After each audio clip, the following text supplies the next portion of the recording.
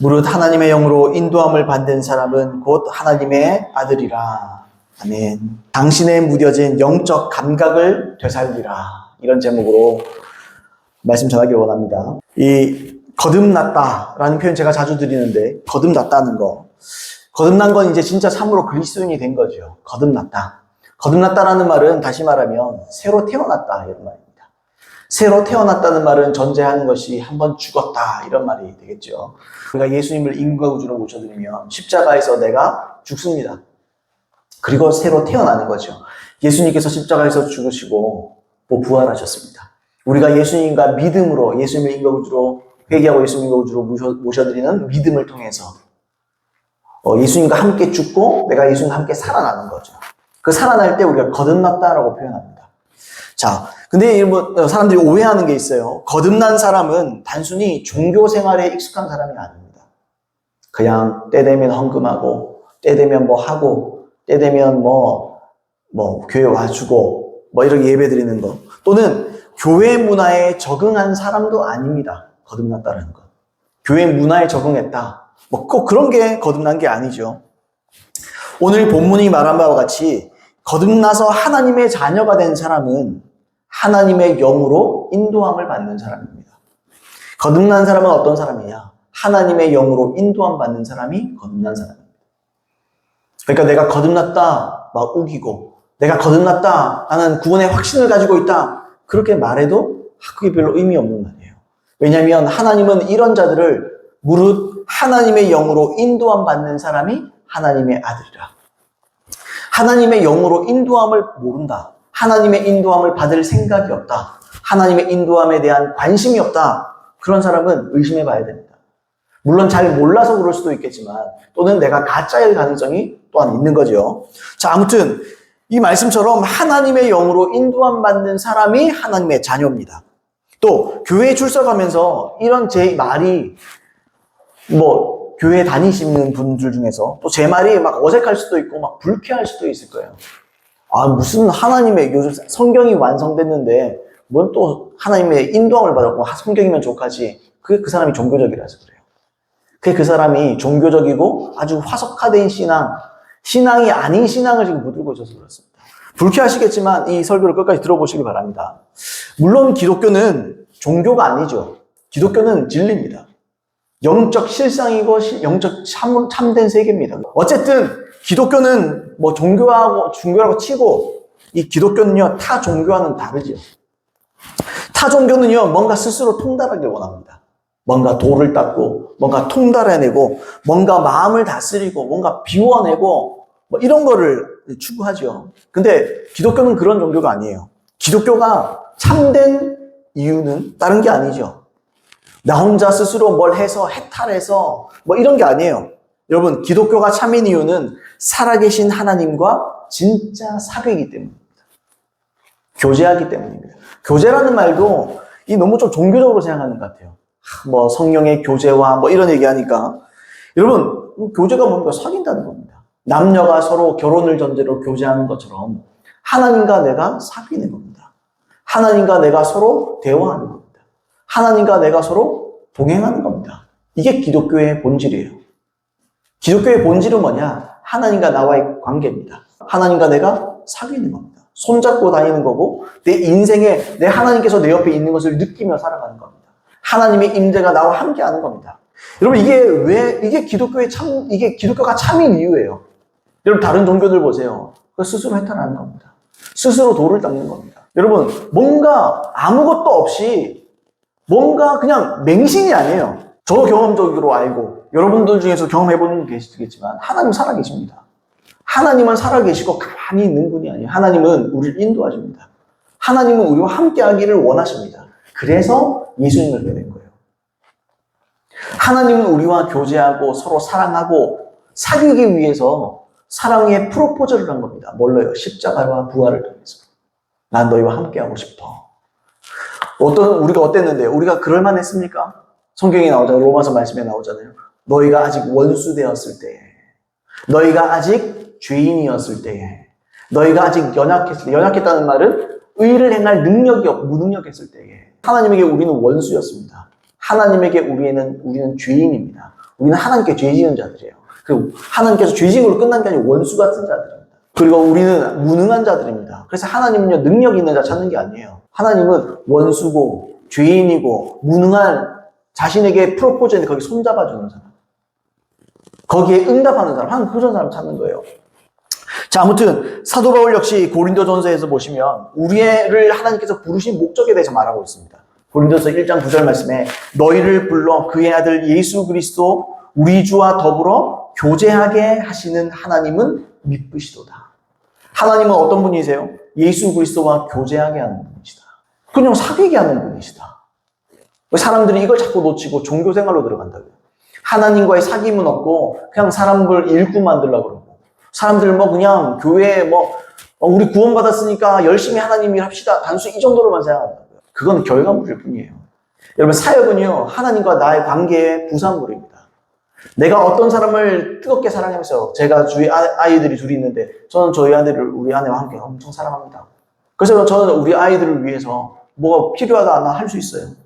내가 할 수 있는 한 최선을 다해서 내가 할 수 있는 건 할 거예요. 아이에게 도움이 되는 한 저는 어떤 일로 할 겁니다. 똑같은 거죠. 내가 어떤 사람을 사랑한다. 그러면요 내가 그 사람을 위해서 뭔가를 할 수 있는 거예요. 여러분 하나님의 이 교회를 위한 사역과 헌신과 뭐 이런 모든 것들이 사랑의 결정체인 거예요. 근데 사람은 결정체 하나님과의 사랑은 놓쳐버리고 자꾸 뭔가 겉으로 뭘 하려고 그런다고. 거칠애를 하려고 그런다고. 뭔가 대단한 척, 뭔가 열심히 하는 척 한다고요. 그게 외식입니다. 그러니까 하나님과의 사귐, 하나님과의 깊은 교제가 없이 그냥 열심히 애쓰고 노력한다. 그게 바리새인들이 했던 일이에요. 바리새인들이 야, 너가 이것도 하고 저것도 하는데 너희 속에 하나님 사랑하는 마음이 없는 것을 내가 알았다. 예수님 그렇게 말씀하세요. 너희들 속에 사랑이 없지 않느냐. 그런 말씀하시거든요. 너희가 뭐 금식하고 다 좋다. 근데 너희 속에 사랑이 없다. 그러니까 주님 그러잖아요. 이 외식하는 자들아. 이 뱀들과 독사의 새끼들아. 뭐 이런 얘기 하신다고요. 주님께서 제일 싫어하는 게 뭡니까? 사랑하지 않는데 사랑하는 척 하는 거. 아니면서 그런 척 하는 거. 하나님은 외식을 싫어합니다. 하나님은 위선을 싫어합니다. 하나님은 가면 쓰는 걸 싫어해요. 하나님은 민낯으로 나오기를 원하십니다. 또 예수님을 깊이 사랑했던 사도 요한도 복음의 목적에 대해서 이렇게 말을 했어요. 요한일서 1장 3절의 세 번역입니다. 우리가 보고 들은 바를 여러분에게도 선포합니다. 여러분도 우리와 서로 사귐을 가지기를 바라는 것입니다. 우리의 사귐은 아버지와 또 그의 아들 예수 그리스도와 함께하는 사귐입니다. 너희가 우리와 사귀기를 나는 원한다. 우리가 같이 그렇게 교제하기를 원한다. 그런데 우리도 사귀기를 원하는데 이 사귐이 하나님과 예수 그리스도와 우리가 함께 사귀는 것처럼 너희도 함께 다 같이 사귀기를 원한다. 교회가 하나 되어 하나님과 사귀라는 거예요. 하나님을 뜨겁게 사랑하고 사귀고 그분과 교제하라.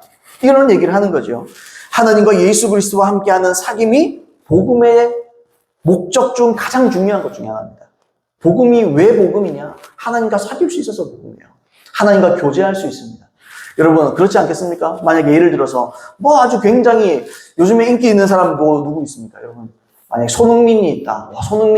손흥민이 나에게 연락을 줬습니다.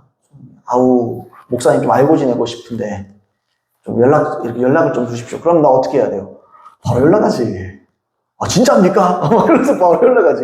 그러지 않겠어요? 와 막 황희찬이 연락 온다. 연락하지. 김민재, 그럼 연락하죠. 죄송하게 좀 내가 축구를 그런 거 연락 오면 어떻겠어요, 여러분? 그럼 감사하죠. 연락하지 않겠어요? 전화해보고, 연락해보고, 그렇지 않겠어요? 하물며 하나님인데. 하나님께서 우리에게 연락 주신 거예요. 뭘 통해서요? 십자가를 통해서. 나는 너를 사귀기로 원한다. 내가 너와 함께 하기를 원한다. 내가 너와 일생을 함께하고 영원히 함께하고 싶다. 지금 우리에게 프로포즈 한 거예요. 왜 제가 프로포즈라고 그럽니까? 여러분 성경에 보세요. 성경에 뭐라 그럽니까? 교회 성도는 신부입니다.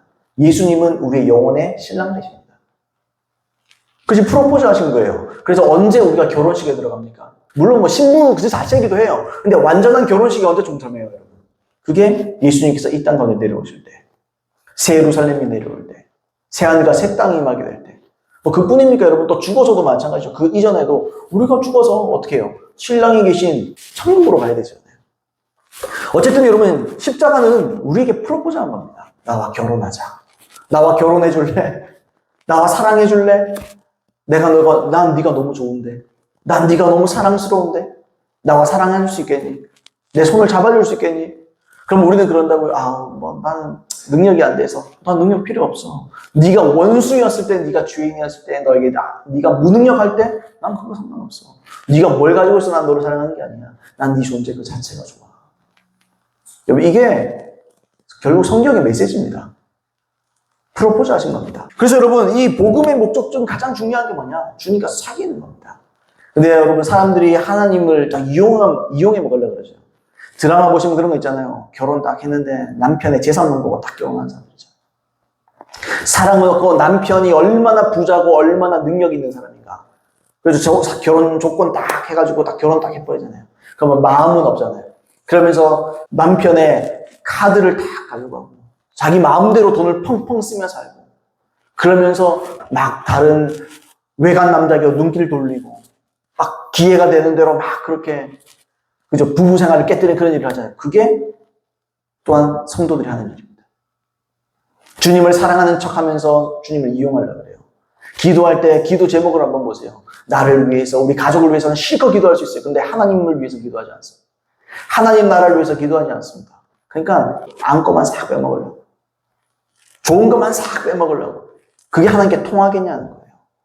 그러니까 주님이 그러는 거예요. 주님 주의 이름으로 귀신 쫓고 많은 권능이고 내가 다 했지 않습니까? 주님 불법을 행하는 자들아 여기서 떠나게. 나는 널 도무지 모르겠다. 네가 나와 결혼했다고? 그런 말이에요. 네가 나를 안다고? 난 널 모르겠다. 확신이 없는 거 주님은. 난 널 모르겠는데 너하고 얼굴은 알지. 근데 네가 그렇게 나와 사귀었냐? 그렇게 내가 너와 아는 사이냐? 불법을 행했다는 게 뭘까? 사랑을 하지 않았다. 넌 날 안 사랑했잖아.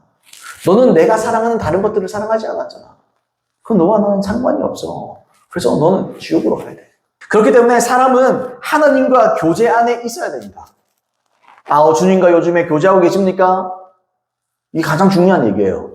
하나님과 지금 요즘에 하나님과 관계가 어떻습니까?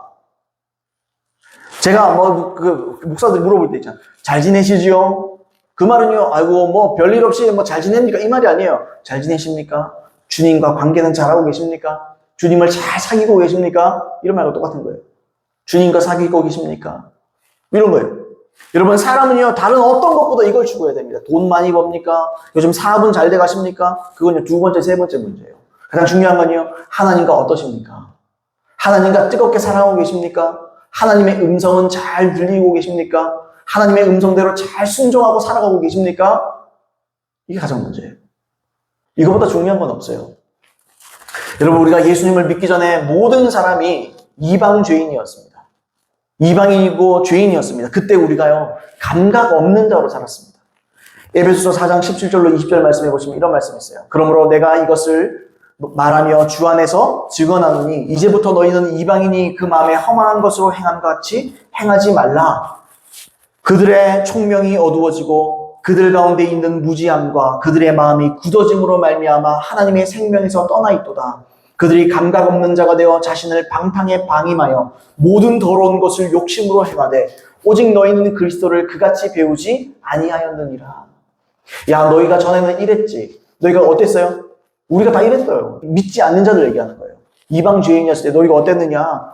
총명이 어두워지고 그들 가운데 있는 무지함과 일종의 이처럼 우리가 예수님을 알기 전에 다 총명이 어둡습니다. 그러니까 총명하지 못해요. 그러니까 사람이 흐리멍텅해요. 사람들이. 유부단하고 흐리멍텅하고 뭔지를 구분을 못하는 사람. 지혜가 없어요. 다 총명이 어둡고 무지하고 마음이 굳어 완악하고 그래서 하나님의 생명을 떠나 있다. 이 말이 뭐죠? 하나님을 떠나 있다. 이 말이에요. 그러니까 하나님을 떠나 있다. 왜요? 사람들이요, 하나님을 왜 싫어할까요? 왜 하나님을 믿고 예수님을 믿을 생각을 왜 하지 않을까요? 다 총명이 어두워서 그래요. 무지해서 그래요. 뭘 몰라서 그래요. 마음이 완악해서 그래요. 마음이 강팍해서 그래요. 그리고 어떻게 돼요? 감각이 없게 되는 거예요. 감각이 없어요. 무감각한 거예요. 심판에도 무감각해요. 영적인 세계에 무감각한 거예요. 그래서 수치를 모르고 양심의 가책을 몰랐다 그럽니다. 양심의 가책을 몰라요. 그래서 자신을 방탕하게, 무모하게, 아무런 통제 없이 살아가다가 죽는 거예요. 그런 사람. 우리가 그런 사람입니다. 원래. 우리가 그런 사람, 예수 믿기 전에 다 그런 사람이에요. 여러분, 한번 들어보세요. 사람에게는요, 오감이 있습니다. 오감. 시각, 청각, 후각, 미각, 촉각이 있습니다. 보고 듣고 뭐 맛보고 즐 보고 듣고 맛보고 즐기 이건 광고죠, 광고. 아무튼 이게 5가지 오감이 있잖아요. 근데 여러분 어떤 사람은 그런 거 있죠. 예수 믿지 않지만 직관 같은 게 있죠. 직관력 또는 이거 직감, 위험을 미리 감지하는 뭐 이런 거 있잖아요. 보이지 않는 어떤 것을 깨닫고 느끼는 사람, 육감이 있는 사람이죠. 육감. 우리 영화 제목도 식스센스라고 있는데 이게 육감이 있어요. 사람들은 그래서 사람은 어쨌든 육감을 가지고 있습니다. 뭐 오감 또는 육감을 가지고 있어요. 그런데 여러분 예수님을 믿고 거듭나게 되면 이 모든 감각이 다 새로워집니다. 뭔가 좀 달라져요. 물론 우리가 육체적인 것은 조금 덜 할 수 있지만 특히나 6번째 감각 바로 영혼의 감각은요 되살아납니다. 왜냐하면 죽었던 우리의 영혼이 성령으로 다시 태어나기 때문에 다시 태어나기 때문에 우리는 영혼의 어떤 감각을 갖고 태어나요. 어떤 새로운 감각이 회복되면서 태어나게 됩니다. 그러니까 예수님을 믿어 성령을 통해 거듭난 참된 그리스도인은 이제 새로운 영적 감각을 갖게 됩니다. 우리의 죽었던 영혼이 되살아나면서 우리의 새로운 감각이 열리게 됩니다. 참 이걸 잘 몰라요. 예수 믿는 사람들도요 자꾸 이걸 몰라요. 자꾸 지성적이고 뭔가 오감을 통해서만 뭔가를 자꾸 하려고 그래요. 근데 여러분 정말 중요한 건요 영적 감각입니다. 영의 감각이 있어야 돼요. 영적 감각을 우리가 알아야 됩니다. 전에는 육신대로 살 수밖에 없었던 자들이 이제는 새로운 영적 감각으로 하나님과 교제하는 거예요. 이 귀가 열려야 돼요. 하나님의 음성을 듣고 이 하나님과 통하는 이 영적인 통로가 열려야 돼요. 그리고 열려 있어요 사실은. 근데 예수 믿고 제대로 거듭난 사람들 얘기하는 거예요. 그애들 거듭 안 나고 그냥 내 멋대로 사는데 그냥 교회만 다녀주는 애 그 얘기하는 게 아니에요. 진짜 그리스도인들은요 영적 감각이 살아납니다. 그래서 어떻게 해요? 성령의 인도를 따를 수가 있어요. 성령의 인도를 계속해서 감지할 수 있어요. 느낄 수 있어요. 여러분 아멘입니까? 여러분 단도직입적으로 여쭤봅니다. 여러분은 하나님과 사귀고 계십니까? 우리 아이들도 마찬가지예요. 하나님과 사귀고 있나요? 하나님의 음성에 귀 기울이고 있습니까? 이 영적 감각이 진짜로 뭔지를 좀 압니까? 완벽하게 몰라도 돼요. 그러나 내가 그걸 감지하고 있습니까, 여러분? 그걸 알고 있습니까? 저도 그럴 때가 있거든요. TV 보다가, 우리 아이들과 게임도 하다가, 어떨 때는 거기서 주의 음성을 들어요. 주님이시다. 길 가다가, 그냥, 주님이다. 어떤 게 깨달아지고 알게 되고, 뭔가 이렇게 내 속에서 내가 생각한 게 아닌 다른 생각이 올라와요. 빨리 듣습니다. 그리고, 잠깐만. 그리고 딴 거 딱 내려놓습니다. 그리고 주님께 집중합니다. 주님이다. 때로는 주님이 제 이름을 부를 때도 있고, 주님이 어떨 때는 아들아 이렇게 부르실 때도 있고, 때로는 갑자기 뜬금없이 어떤 하나님의 말씀을 이렇게 깨닫게 해주실 때도 있고, 이런 감각이 있는 거죠. 여러분, 물론 저는 완전하지 못합니다. 더 깊어져야 돼요. 제가 예전에는 정말 이게 참 예민했었는데, 지금 한참 멀었습니다. 예전에 돌아가려면. 자, 어쨌든. 여러분, 우리는 무엇보다 이 영적 감각을 더 예민하게, 선명하게, 세미하게 느낄 수가 있어야 돼요. 왜요? 여기에 우리의 신앙이 달린 겁니다. 여기에 우리의 영혼이 달린 겁니다. 하나님이 이걸 일부러 열어준 거예요. 왜요? 하나님과 교제하자고. 하나님의 뜻대로 살자고. 만약 이 감각을 내가 모른다. 이 감각을 내가 알 수 없다. 처음 듣는 얘기다. 그러면 안 돼요. 여러분, 우리가 만약 이 감각을 모른다면, 이 감각을 놓치고 있다면, 눈과 귀를 닫고 사는 거예요. 그럼 여러분들은 헬렌 켈러예요. 보지도 못하고 듣지도 못하고 말하지도 못하는 거예요. 헬렌 켈러를 무시하는 게 아니고. 그럼 얼마나 불편합니까? 세상에 여러분 설리반 선생님을 못 만났으면 도대체 뭘 했겠습니까? 여러분 그러면 우리가 어떤 방법들을 통해서 이 무뎌진 영적 감각을 깨울 수 있는가 또 개발시킬 수 있는가 우리 그것에 대해서 좀 살펴보려고 합니다. 오늘은 그래서 한 3가지 정도 살펴볼 건데 오늘은 한 첫 번째 아니면 두 번째 하고 또 오후 시간에는 세 번째나 두 번째나 세 번째로 이렇게 나누길 원합니다. 첫 번째로 한번 따라해 볼까요? 묵혀둔 죄를 반드시 해결하라. 기본이 먼저입니다. 기본이 없이 아무리 날고 뛰는 거 얘기해봐야 의미가 없어요. 여러분 제가 누차 말하지만요. 하나님과 우리 관계를 갈라놓는 가장 결정적인 건요. 죄입니다. 죄. 죄는요, 우리가 하나님과 우리 사이를 다 갈라놓습니다. 하나님께 고개 돌리게 합니다. 이사야서 59장 2절 말씀 3번역 성경입니다. 오직 너희 죄악이 너희와 너희의 하나님 사이를 갈라놓았고 너희의 죄 때문에 주님께서 너희에게서 얼굴을 돌리셔서 너희의 말을 듣지 않으실 뿐이다. 너희의 죄 때문에 하나님께서 너희에게서 얼굴을 돌리셔서 못 보는 거예요, 주님이. 죄 짓는 모습을 못 견디는 거죠. 내가 사랑하는 내 자식이라도 악한 일을 하고 있는 걸 못 보는 거예요, 주님이. 나는 못 보겠다. 네가 하는 일 그거 못 보겠다. 너무 취약하고 더럽고 볼성사납다. 나는 못 보겠다. 그건 주님 안 듣습니다. 하나님은요, 자비한 분입니다. 하나님은 우리에게 프로포즈한 분입니다. 하나님은 우리를 지극히 사랑하는 분입니다. 하나님 우리를 너무너무 사랑합니다. 그러나 하나님은 동시에 거룩한 분이에요. 동성애를 옹호하고 이런 사람들, 또 목사들 중에 동성애를 옹호하는 사람들이 있더라고요. 그건 목사가 아닙니다. 그건 성도가 아니에요. 여러분, 하나님이요, 동성애자를 사랑하십니까? 사랑하십니다. 그러나 회개하라는 거예요. 회개하고 하나님께 돌아오라는 거예요. 왜 동성애를 왜 인정해야 됩니까? 죄를 왜 인정합니까? 왜 동성애 죄를 인정하면서 그걸 품어줘야 사랑이라 생각합니까? 그러면 하나님은 사랑이 없는 분입니까? 아니에요, 여러분. 하나님은요, 거룩한 분입니다. 더러운 것과 함께 할 수 없는 거예요. 하나님은 죄와 함께 할 수 없습니다. 그래서 동성애는요, 죄입니다. 확실한 죄입니다. 여러분, 어쨌든 하나님은 죄를 짓는 우리에게서 고개를 돌리신다 그러죠. 차마 못 보겠다 이런 말입니다. 우리가 회개해서 그 죄를 온전히 버리기 전까지 우리와 대화하실 수 없어요. 우리와 교제하실 수 없어요. 그래서 우리가 기도할 때 가장 먼저 뭘 해야 되느냐. 기도하고 주의 음성을 들을 때 내가 가장 먼저 뭘 해야 되느냐.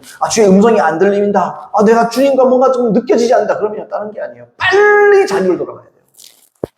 나를 돌아가야 돼요. 혹시 주님에게 언짢은 게 없는가. 하나님께서 나도 부지불식간에 나도 모르게 방심하고 죄를 지은 건 없는가. 그걸 빨리 회개하고 하나님께 돌이켜야 돼요. 하나님 앞에 회개해버려야 돼요. 또한 죄는 우리의 영적 감각을 마비시킵니다. 그래서 하나님이 주시는 인도, 하나님이 주시는 은혜, 음성을 듣는 감각이 재구시를 못하게 합니다. 주님께서 말씀하셔도요, 그냥 귓등으로 듣는 거예요. 안 들려요. 들리더라도 우리가 거의 반응은 안 합니다. 왜요? 마음이 완악하게 됐기 때문에. 따라서 우리가 죄를 지으면 하나님께서 듣지 않으실 뿐 아니라 우리로서도 마음이 굳어지는 결과를 낳습니다. 히브리서 3장 13절에 보시면 이런 말씀이 있어요. 오직 오늘이라 일컫는 동안에 매일 피차 권면하여 너희 중에 누구든지 죄의 유혹으로 완고하게 되지 않도록 하라. 죄의 유혹으로 완고하게 되지 않도록 하라. 죄는요, 유혹을 받는 것만으로도 우리의 마음이 완고해진다는 거예요. 우리의 마음이 굳는다는 말이에요. 죄를 지은 것도 아니에요. 죄의 유혹을 내가 받는 그 순간부터도 난 완고해지는 거예요. 그래서 어떻게 해야 돼요? 매일 죄의 유혹에서 어떻게 해야 돼요? 도망가야 돼요. 뭔가 심상치 않다. 뭔가 막 세상적이고 뭔가 내 육신이 막 저걸 좋아할 것 같다. 그러면 빨리 도망가야 돼요. 빨리 도망가서요. 빨리 그 유혹을 받지 않도록 그 자리를 벗어나 버려야 됩니다. 그리고 빨리 하나님께 무릎 꿇어야 돼요. 주님, 내가 이런 것들을 봤습니다. 내가 이런 걸 느꼈습니다. 내가 화가 치밀어 오릅니다. 부화가 치밉니다. 내가 음란하던 그림들이 내 눈에 띕니다. 주님, 어떻게 합니까? 이걸 하나님께 갖다 놔요. 도와주십시오. 나는 방법이 없습니다. 나는 힘이 없습니다. 하나님 아버지, 내가 죄를 가지고 죄의 유혹을 받은 내가 받은 죄의 유혹거리를 가지고 하나님 앞에 나아갑니다. 나를 용서해 주시고 주님 나를 지켜주시옵소서. 죄의 가장 무서운 점은요, 하나님과의 관계를 깨뜨린다는 거. 이거보다 무서운 게 없어요. 여러분, 구원은요, 하나님과의 관계로 가는 겁니다. 아멘입니까, 여러분? 내가 너희를 도무지 알지 못한다. 그 관계를 얘기하는 거예요. 하나님과 나 사이가 아는 바가 돼야 돼요.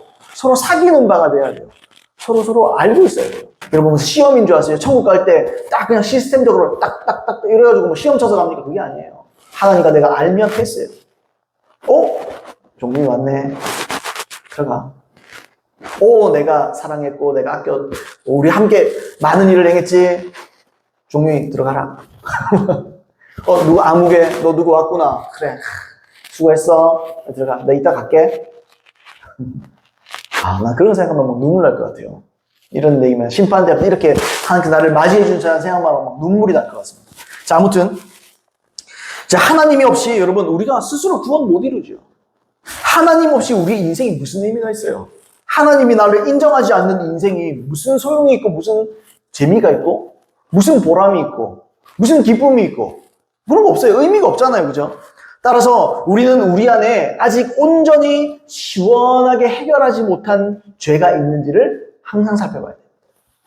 묵혀있는 죄들이 있어요, 우리에게. 과거부터 지금까지 내가 순종하지 못하고 있는 죄들이 있을 수 있어요. 순종하고 있지 못한 것들이 있을 수 있어요. 그걸 순종하지 않았기 때문에 그게 죄예요. 그죠? 그런 게 있어요. 아직도 내 발목을 붙잡고 중요한 순간마다 나를 막 끌어당기는 그런 죄들이 있을 수 있어요. 사람마다 약점이 다 한두 개씩 있습니다. 누구든지 그럴 수 있어요. 근데 그걸 가지고 어떻게 해요? 그걸 해결해야 되는 거예요. 겉으로는 드러나지 않지만 내 마음으로는 짓고 있는 죄들이 있습니다. 사람들을 저주할 수도 있고, 내가 나중에 안 봐라. 뭐 이런 것도 있어요.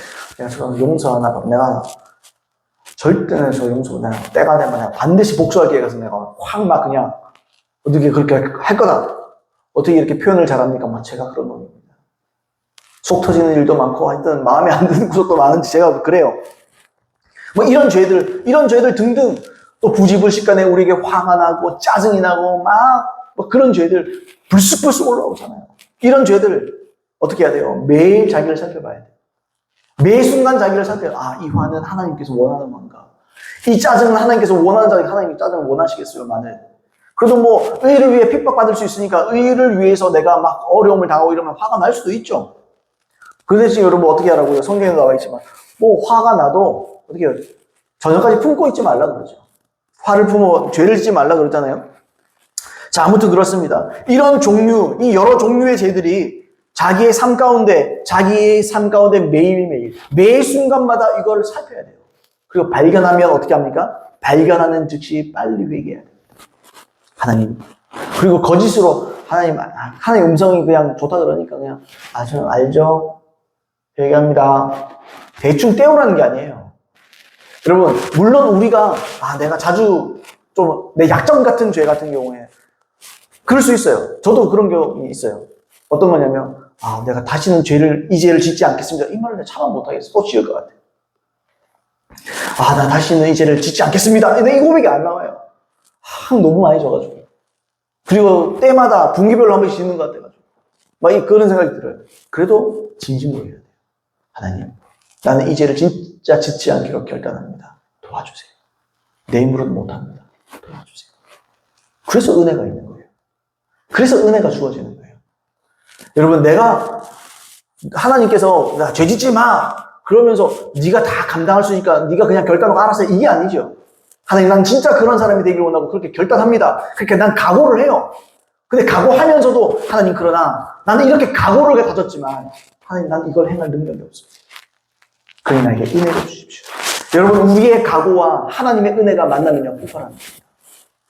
나의 결단과 성령의 은혜가 만나면요, 역사가 일어나는 겁니다. 그러면 죄가 이겨지는 겁니다. 내 약점이 죄가 극복되는 겁니다. 여러분, 이걸 돌파라고 부릅니다. 그런 돌파하는 저와 여러분 되기를 예수님으로 축복합니다. 여러분, 방금 제가 말씀드린 이 모든 것들이요, 이게 영적 감각을 되살리는 첫걸음입니다. 월리스 해플린 2세라는 분이 이렇게 글을 썼습니다. 하나님께서는 죄인들이 울며 회개하는 소리를 듣기 원하신다. 하나님은 죄인들이 용서를 빌며 하나님의 자비를 구하는 소리를 듣기 원하신다. 죄인들은 하나님께 말한다. 하나님, 이 어려움에서 저를 건져주옵소서. 그리하면 다음부터 주님을 열심히 섬기겠습니다. 그러나 하나님은 그들의 행사를 처음부터 알고 계실 뿐 아니라 그러한 허망한 약속에 속아 넘어가지 않으신다. 오직 진실한 마음으로 회개하는 소리를 들으실 때에만 응답하신다. 이는 물론 그리스도 안에 있는 신자들에게도 해당되는 말씀이다. 그렇게 말씀합니다. 이게 정확한 말입니다. 하나님은요, 우리의 고백의 무게를 압니다. 하나님은 우리의 회개의 무게를 압니다. 무게를 달아보십니다. 이게 진짜일까? 하나님은 우리가 능력 없다는 거 알고 있어요. 그러나 어떤 사람은 난 능력이 없어요. 주님 알아서 한번 해주세요. 이런 가벼운 게 아니에요. 회개라는 건요. 회개는요, 주님 진심입니다. 나는 각오하겠습니다. 내가 각오합니다. 그러나 나는 능력이 없는 것도 하나님 아십니다. 나는 결단하고 각오하오니 이 위에 주의 성령을 부어 주시옵소서. 그래서 이 일을 극복할 수 있게 하여 주시옵소서. 그때부터 어떻게 해야 되죠? 이 기도하고 끝입니까? 아니요. 그건 회개 기도에 불과한 거예요. 회개는요, 내 삶을 실제로 바꾸는 겁니다. 그리고 내 삶을 기도가 다 마치고 나면 어떻게 돼요? 내 삶을 바꾸는 거예요, 진짜로. 아멘입니까, 여러분? 그 유혹에 넘어가지 않도록 내 삶의 어떤 것들도 다 이렇게 없앨 건 없애고, 박살낼 건 박살내고, 스마트폰이 문제다. 그러면 때에 따라서 스마트폰도 박살낼 수 있어야 돼요. 또 다른 어떤 것들, 내가 뭐, 그죠? 뭐, 죄에 뭔가 나를 그거 한다. 그러면 사람과의 관계가 내 죄가 있다. 죄가 막 있다. 어쨌든 내가 용서를 구하고요. 은근히 관계도 싹 끊어야 돼요. 내가 그 사람이 나로 인해, 그 사람으로 인해 내가 죄를 짓는다. 그 사람 관계 끊어야 돼요. 사람과의 관계를요, 우습게 생각하시면 안 돼요. 사람은요, 어떻습니까? 사람은요, 옮아요. 영적인 건요, 옮습니다. 그래서 내가 약한 것을 자꾸 나에게 유혹하는 그런 주위의 어떤 관계들 있잖아요.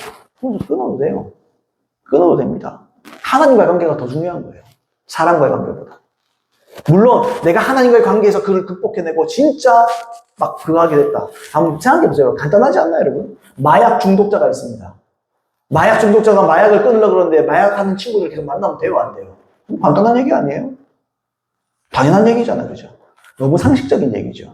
근데요, 사람들이요, 교회에서 은혜 얘기하면 상식이 안 통해요. 은혜로 뭐든지 다 극복될 거라고 생각해요. 은혜는 극복되죠. 근데 여러분, 하나님을 시험하는 겁니다.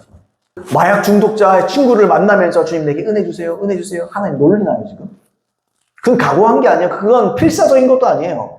그러니까 넘어지고 자빠지는 거예요. 그러니까 죄에서 못 벗어나는 거예요. 마약 중독에서 못 벗어나는 거예요, 사람들이. 죄도 똑같습니다. 죄는요, 마약과 같아요. 달콤함이 있어요. 왜 모릅니까? 나도 죄인인데. 저도 죄에 대해서 빠삭합니다. 그죠? 그렇지 않겠어요, 여러분? 사람인데. 마약이라고 생각해야 돼요, 죄는요. 마약을 잘못해가지고 하면 인생이 끝난다는 걸 알잖아요. 죄도 똑같은 거예요. 죄도 마약과 같은 거예요. 여러분, 아멘입니까? 죄를 끊어야 됩니다. 죄를 다시는 돌아보지 말아야 됩니다. 롯의 기억하라. 미련 버려야 돼요. 그래야 구원받고 또한 하나님과 사귐을 이루어갈 수 있는 거예요. 여러분, 죄를 버리지 않으면 하나님과의 사귐이 없어요. 불가능해요.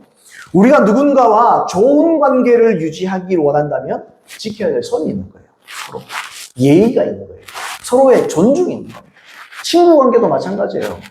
서로 지켜야 될 선이 있는 거예요. 그거 넘어서면요, 거리 둬야 됩니다. 나를, 친한 거 좋죠. 우리 어릴 때 그렇게 친한 그건 뭐예요? 나이가 들면 또 그렇잖아요. 서로 존중해야 될 부분이 있고, 서로 건들지 않아야 될 부분들이 있고, 이런 게 있는 거잖아요. 근데요, 그거 넘어서면 어떻게 돼요? 그 관계는 끝나는 거예요. 거리가 생기는 거고, 이건 가까이 할 수 없는 거예요. 여러분, 맞습니까, 제 말이? 맞잖아요. 여러분, 이처럼 하나님과 우리 관계에서도 지켜야 될 선이 있는 거예요. 어떤 선입니까? 하나님께서 우리에게 지키실 선이 있습니까? 하나님 그런 게 없죠. 근데요, 우리로서는 그 선이 뭐죠? 다른 게 아니에요. 죄를 버리는 거예요. 선을 지켜야 되는 거예요. 죄를 짓지 않아야 되는 거예요. 죄를 멀리 해야 되는 거예요. 죄를 가까이 하지 않아야 되는 거예요. 이 선을 지켜줘야 되는 거예요. 그러면요, 하나님은 우리와 관계하십니다. 하나님은 우리와 사귀십니다. 하나님은 얼마든지 우리에게 말씀하십니다. 그리고 내 감각은 살아납니다. 내 영혼의 감각이 살아나요. 그래서 주님께서 말씀하시면 금방 알아듣습니다. 여러분, 제가 경험이 그래요. 내가요, 1년, 2년, 3년, 4년, 5년 기도도 소용없어요. 하나님께서요, 번쩍하고 한 번 내게 말씀하시면 그게 해결돼요. 저 그렇더라고요. 하나님의 음성은요, 길지도 않아요. 짧아요. 단어를 줄 때도 있고, 문장을 한마디로 탁 던져줄 때도 있고. 제가 옛날에 아주 어려운 일을 당할 때가 있었습니다. 사람 관계 때문에 굉장히 어려웠어요. 내 마음에 막 무너지고 막 미칠 것 같아요. 주님이 딱 한마디 하세요. 제가 처음 들었던 그게 내 음성이에요. 그게 뭐냐? 딱 한마디 해서 주님이 기도 중에 내가 다 안다. 내가 그 음성을 듣고 얼마나 울었는지 몰라요. 내가 다 안다. 주님 다 아시네? 그럼 뭐가 문제가 돼? 하나님이 다 아신다고? 그럼 문제될 게 뭐가 있어? 하나님이 아시면 됐어. 그리고 제가 그 관계를 훌훌 털고 너무너무 자유했습니다. 여러분, 그렇더라고요. 제가 그걸요, 수년 동안 고민했던 문제거든요. 근데 하나님이 딱 한마디 하면 되더라고요. 내가 다 안다. 내가 너를 다 안다. 내가 너의 사정을 다 안다. 내가 너를 알고 있어. 그게 성경에 보면, 우리는 하나님 우리를 아시지. 이건요, 지식으로 아는 거예요. 하나님께서 그 말을 나에게 내 영혼에 직접 얘기해 보세요. 다릅니다. 하나님 다 아시는구나. 하나님 내 모든 걸 아는구나. 내가 이렇게 있을 이유가 없구나. 하나님이 아시는데 내가 뭐가 걱정인가. 그런 주의 음성을 들으셔야 돼요. 여러분, 여러분, 우리 삶 가운데 하나님의 필요가 얼마나 많습니까?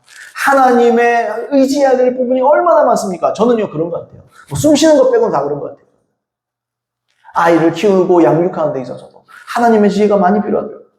이렇게 해야 될까? 저렇게 해야 될까? 이게 낫나? 저게 낫나? 목회, 지금 지금 계속 이렇게 이 기반을 다지고 있는 거긴 하지만, 기반을 다져도 마찬가지로 주님, 난 뭐 해야 됩니까? 어떤 설교 해야 됩니까? 설교는 아무 때나 합니까, 여러분? 설교도 그렇잖아요. 제 마음에서는요, 설교 한 설교 한 설교 할 때마다 저는 그런 그림을 그립니다. 이 기초 공사를 그려요. 건물을 세울 때 철근이 세워져야 돼요. 철근이 제대로 세워져야 돼요. 그 위에 건물이 이렇게 세워지는 거죠. 그래서 설교할 때도 뭐 그냥 화려하고 멋지고 그런 설교 할 줄도 모르지만, 다른 게 아니라 주님의 음성을 들어요. 이것도 수요 예배 때 했던 설교를 가지고 지금 확장시켜서 설교하는 거예요. 그 주님 그 말씀하시는 것 같더라고요. 그거 우리 알아야 된다. 그래서 이 중요한 것들을 배워야 된다. 그런 마음을 주시더라고요. 오늘 결론을 말씀드리려고 합니다. 여러분, 하나님의 음성을 들으시기를 바랍니다. 하나님은요, 말씀하시는 분입니다. 입을 지은 분이 말하지 않으실 수가 없고, 귀를 지으신 분이 듣지 않게 하실 리가 없습니다. 하나님은요, 지금도 말씀하세요. 하나님은요, 지금도 우리를 인도하십니다. 성령의 인도하심이라는 말이 다른 말로 하면 하나님의 음성이란 말이에요. 여러분, 구약의 이스라엘 백성들이 항상 하나님의 음성을 들었습니다. 아담이 하나님의 음성 들었죠. 네가 어디 있느냐 듣잖아요. 여기 있나이다. 하나님은요, 말씀하기를 원하시는 분입니다. 하나님은 그냥 어디에 저 멀리 이런 구말리에 계신 분이 아니에요. 저기 멀리, 우주 저 멀리 계시면서 우리에게 그냥 프로그램 하나 돌리듯이, 게임 돌리는 게 아니에요. 뺑뺑이 돌리는 게 아니라 하나님은요, 우리에게 지대한 관심이 있어요. 하나님은 이 세상에 우리 하나밖에 없는 것처럼 우리에게 관심이 있습니다. 그게 하나님 마음이에요. 그리고 하나님 그렇게 능력이 돼요. 이 많은 사람, 예수 믿는 사람 한둘이니까 이 많은 사람 중에 하나님 바쁘신데, 내가 너무 하나님 신경 쓰게 되면 회개하라. 거룩한 척 하지 말고 고상한 척 하지 말라고. 그런 게 아니에요. 하나님은요, 우리가 단 이 세상에 한 명밖에 없는 것처럼 우리를 대하십니다. 하나님은요, 이 세상에 나밖에 없는 것처럼 대하셔요. 하나님은요, 라이벌이 없어요. 여러분, 하나님 마음에는요, 사랑하는 대 이상 우리의 라이벌이 없습니다. 그러니까 주님이 그러는 거예요. 나 외에 다른 신을 두지 말라고. 내가 너를 그렇게 사랑하니 너도 나를 그렇게 대하라. 그게 십계명인 거예요. 하나님은요, 모든 사람 다 사랑하시죠. 근데요, 내 개인에게 있어서는 나만 있는 것처럼 사랑하시는 거예요. 여러분, 우리는 라이벌이 없습니다. 하나님께서. 이 말은 뭐냐? 하나님은 이 세상에 여러분 한 명만 이 땅에 있어서도 예수님은 십자가에 지셨어요. 그만큼 우리를 사랑하시는 거예요. 그러니까 이게 안 믿어지니까, 이 사랑이 안 느껴지고 모르고, 이게 가히 상상이 안 되니까 사람들이 하나님 사랑 너무 모르는 것 같아요. 하나님 그런 분입니다. 그런 분께 우리가 어떻게 해야 됩니까? 하나님 사랑해야죠. 그분의 음성을 들어야죠. 그분과 손잡고 다녀야죠. 우리나라에 기독교가 들어왔을 때 초창기 때문이었던 것 같아요. 그때 보니까 아마 일제시대 때 신앙생활 했던 분은 난 정확하게 잘 모르겠어요. 근데 이분이 항상 손에 주먹을 쥐고 다녀요. 항상 이 주먹을 쥐고 다녀요. 항상 이 주먹을. 한여름인데도 손에 땀이 뚝뚝 떨어질 정도로 손을 쥐고 다녀요. 그러니까 후배 목사님이 물어봤어요. 아니 목사님, 날도 더운데 왜 그렇게 손을 이렇게 푹 쥐고 다니니까? 이제 손도 피고 이렇게 좀 자연스럽게 좀 하십시오. 손을 웃으면서 그렇게 얘기해요. 내가 지금 예수님의 손을 잡고 있다. 나는 항상 예수님의 손을 잡고 다니고 간다. 나는 항상 이걸 꼭 쥐고 하나님의 손, 내 마음이다. 나는 항상 하나님의 손을 쥐고 다니고 싶다. 나는 항상 하나님의 손 잡고 다니고 싶다. 나는 그분과 항상 사귀고 싶다. 나는 항상 그분과 교제하고 싶다. 그래서 나는 손을 놓을 수가 없네. 나는 손을 펼칠 수 없네. 내가 땀이 나고 뭘 하건 이게 내 마음이네. 그런 얘기 했다 그러더라고요. 그게 24시간 항상 하나님을 의식하고 있다는 거예요. 그게 하나님 항상 의식하는 거예요. 하나님 나와 함께 하시길 바랍니다. 그게 그 사람의 소원인 거예요. 그 사람의 참된 영혼으로부터의 소원인 거예요. 나는 하나님과 함께 하기를 원합니다. 하나님의 음성 듣기를 원합니다. 하나님 나를 이끌어 주시기를 원합니다. 그래서 못 놔줍니다. 항상 내 손을 잡아주십시오. 내 손을 항상 잡아주십시오.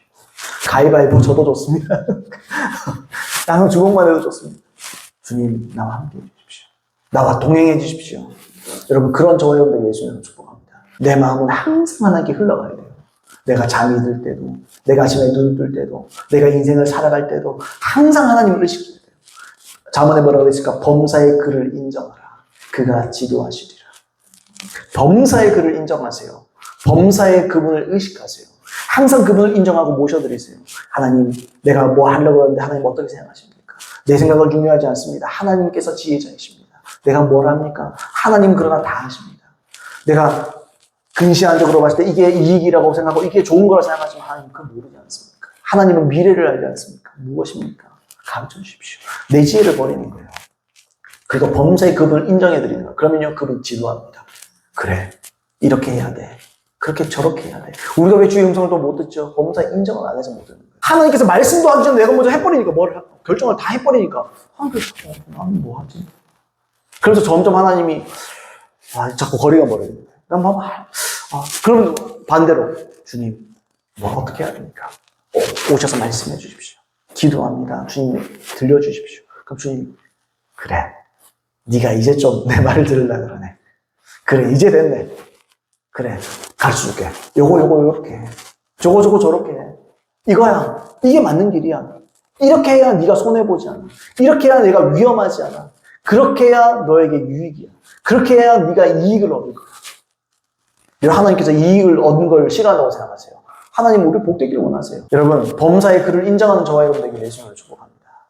영적 감각을 살려주시옵소서. 주님 내가 아직 해결하지 못한 모든 죄를 버립니다. 주님 나와 함께 해주시고 내게 말씀하여 주시옵소서. 기도하겠습니다.